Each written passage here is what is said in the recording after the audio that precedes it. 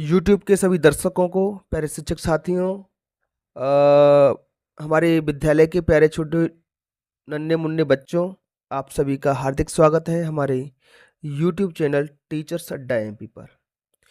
आज की जो हमारी क्लास है वो है पर्यावरण के सप्ताह 1 दिवस 4 की।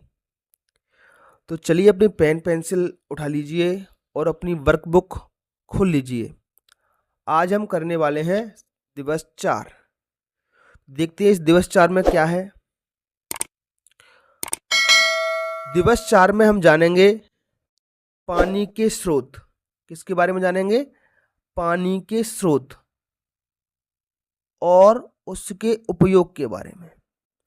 स्रोत से मतलब हमें ये होता है प्यारे बच्चों कि पानी हमें कहाँ कहाँ से मिलता है, किन जगहों से हमारे घर में पानी आता है, उनको हम कहते हैं स्रोत।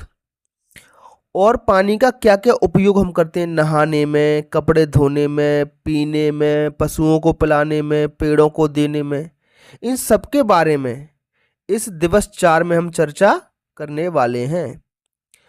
तो चलिए पहले प्रश्न की तरफ बढ़ते हैं। करो अभ्यास क्रमांक 1। सभी बच्चे मेरे साथ उंगली रख रख कर के एक एक शब्द को, एक एक वाक्य को अच्छे से पढ़ेंगे, क्योंकि जितना अच्छे से आप पढ़ोगे तो उतना ही आसान होगा आपको वर्कबुक को भरना।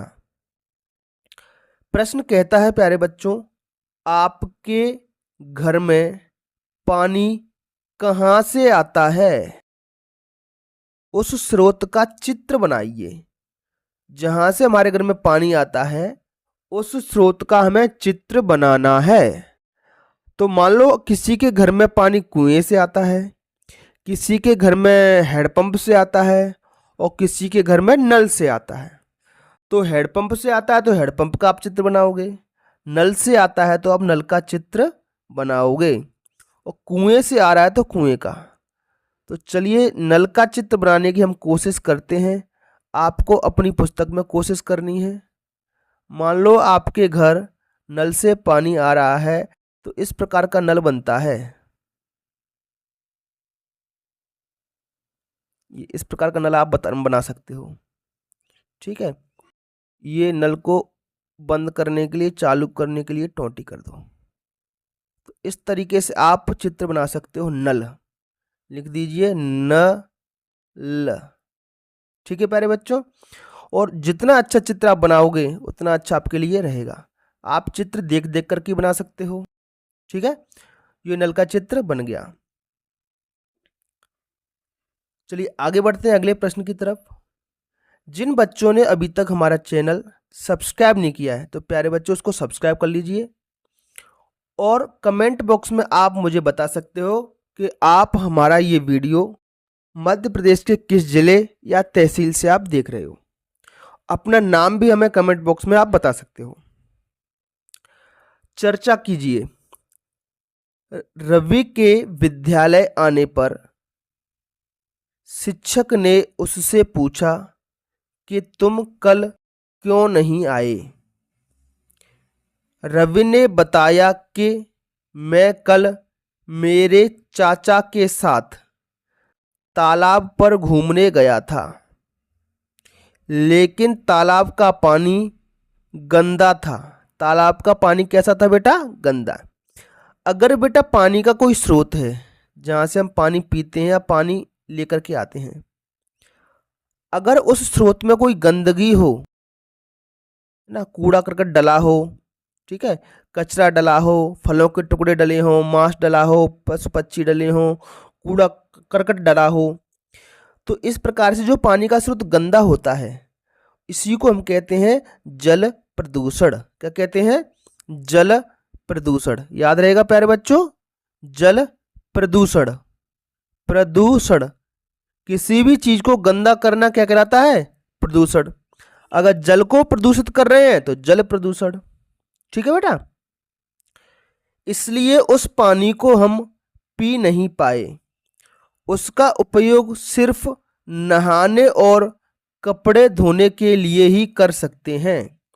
तो बेटा जो प्रदूषित जल है उसको हमें पीना नहीं चाहिए। क्योंकि प्रदूषित जल से हमें बीमारियां हो सकती हैं। कई प्रकार की बीमारियां दूषित या प्रदूषित जल को पीने से होती हैं। अब कुछ प्रश्न है बेटा चर्चा के। पानी का उपयोग आप कौन कौन से कार्यों में करते हो? तो आप बताओ जरा कौन से कार्य में। एक तो पीने में होता है पानी का प्रयोग, नहाने धोने में होता है, तो ये सब आपको बताना है। नहाने में, कपड़े धोने में, ठीक है, कपड़े धोने में, ये आपको चीजें आनी चाहिए बेटा। क्या सभी जगह का पानी पीने योग्य होता है? बेटा क्या आप सभी जगह का पानी पी लोगे? तालाब में से पी लोगे? कोई गड्ढे में पानी भरा है वहां से पी लोगे? नहीं। और पीना भी नहीं चाहिए। तो इसका जवाब क्या होगा बेटा? नहीं। क्योंकि बेटा हमें हमेशा साफ पानी जो ढक के रखा हुआ हो मटके में, है ना, जिसमें कीड़े करकट ना हो, जिसमें गंदगी ना हो, वो पानी पीना चाहिए।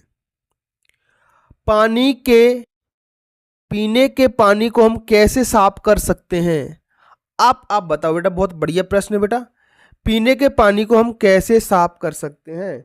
मान लो आपके घर में कोई पानी है, तो उसको कैसे पियोगे आप साफ करके?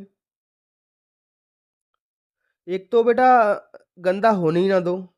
जिस मटके में हम पानी भरते हैं उसको रोजाना सफाई करो उसकी अच्छे से, उसको ढक करके आप रखिए, है ना। अगर फिर भी गंदा पानी आ रहा है अपने घर में, तो कुछ दवाइयाँ आती हैं बेटा, है ना, जैसे क्लोरीन की गोलियाँ आती हैं छोटी छोटी सफ़ेद सफ़ेद, उसको आप मटके में डाल दो जिसमें से पानी पीते हो, तो वो पानी को साफ कर देती हैं। ठीक है, चलिए अगला प्रश्न बेटा, बारिश होने पर क्या क्या होता है? तो ये सबने देखा है बेटा, बारिश होती है, सबके यहाँ पर होती है। तो बारिश होने पर क्या क्या होता है आपको बताना है। बताओ जरा। बारिश होने पर खूब पानी बरसता है ना, नदी तालाब भरते हैं, मतलब लिख सकते हो नदी कोमा तालाबों में पानी आ जाता है, तालाबों में पानी आ जाता है। और क्या होता है?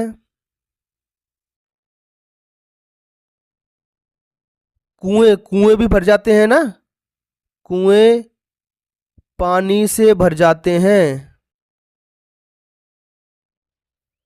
पानी से भर जाते हैं। ठीक है ना, बारिश होने पर ये होता है।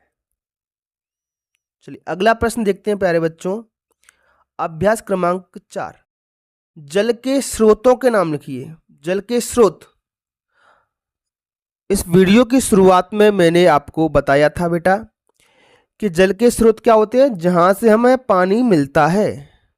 तो उन स्रोतों के नाम आपको बताने हैं। तो कोई लिखिएगा नल, किसी के यहाँ नल से पानी आता है तो लिख लो नल। किसी के यहाँ कुएं से आता है, कुआं, कुआं। किसी के यहाँ नदी से पानी आता है, नदी, नदी से पाइपलाइन बिछती है, पाइपलाइन से टंकी भरी जाती है। कोई तालाब में से पानी लाता है तो तालाब, कोई हैंड पंप से लाता है तो हैंड पंप, हैंड पंप। कोई इसके अलावा बोर, घर में बोर करा लेता है, बोरवेल, उसको बोरवेल कहते हैं। तो ये कुछ स्रोत हैं बेटा पानी के, जहां से हमारे घरों में पानी आता है। इन स्रोतों के अलावा कोई और भी स्रोत का नाम आपको पता है तो आप मुझे कमेंट बॉक्स में जरूर बताएं प्यारे बच्चों। ठीक है, चलिए अगले प्रश्न की तरफ बढ़ते हैं। सोचो, क्या लिखा हुआ है? सोचो, आपको सोच के बताना है। हम जल का उपयोग कौन कौन से कामों के लिए करते हैं? लिखिए। वही प्रश्न जिसके बारे में हम चर्चा कर रहे थे, जल, जल आपके लिए क्यों जरूरी है, कौन कौन से काम में आपको पानी की जरूरत पड़ती है, तो वो यहां पर लिखना है। बताओ जरा, सोच के बताइए। एक तो पानी पीने में, पहला पॉइंट हो जाएगा पानी पीने में जल का प्रयोग होता है। दूसरा बताओ जरा, नहाने कपड़े धोने में, नहाने में कॉमा लगाइए, कपड़े धोने में, कपड़े धोने में। और बताओ, पशुओं को नहलाने में, गाय भैंस बकरी उनको नहलाने में, पशुओं को नहलाने में, नहलाने में। और बताओ बेटा, इनके अलावा खाना बनाने में हो गया, खाना बनाने में ये लिख सकते हो, क्योंकि आटे से ही सब्जियां बनती हैं हमारी, है ना, आटा लगाते हैं पानी से ही, खाना बनाने में। और बताओ जरा, फसलों को पानी देने में, बहुत बढ़िया बेटा, अगर फसलों में पानी नहीं देंगे तो फसल ही नहीं होगी, फसलों में पानी देने में, ठीक है। और बताओ, 5 बता दिए मैंने। अगला हो सकता है मकान बनाने में, जब मकान बनाते हैं तो वहां भी पानी लगता है। तो बहुत सारे कामों में हमें पानी की जरूरत प्यारे बच्चों पड़ती है, ठीक है। इनके अलावा कोई भी और भी उपयोग आपके मन में आ रहे हैं तो आप हमें कमेंट बॉक्स में बता सकते हो। तो चलिए प्यारे बच्चों, ये आज का अभ्यास कार्य समाप्त होता है। फिर मिलेंगे आपसे एक नए वीडियो में सप्ताह 1 के दिवस 5 में। जिन बच्चों ने हमारा चैनल अभी तक सब्सक्राइब नहीं किया है तो प्यारे बच्चों हमारे चैनल को सब्सक्राइब कर लें और कमेंट बॉक्स में ज़रूर बताएं आपको हमारे वीडियो कैसे लग रहे हैं। इस वीडियो नंबर 4 को आप देखोगे तो उसके बाद 5वें वीडियो है। कुछ बच्चों की शिकायतें आ रही थी कि सर हमें वीडियो मिल नहीं रहे आपके, तो इसका जो कमेंट बॉक्स होता है उसके कमेंट बॉक्स में मैं आगे के वीडियो की लिंक पेस्ट कर देता हूं, तो वहां से वो वीडियो आप देख सकते हो।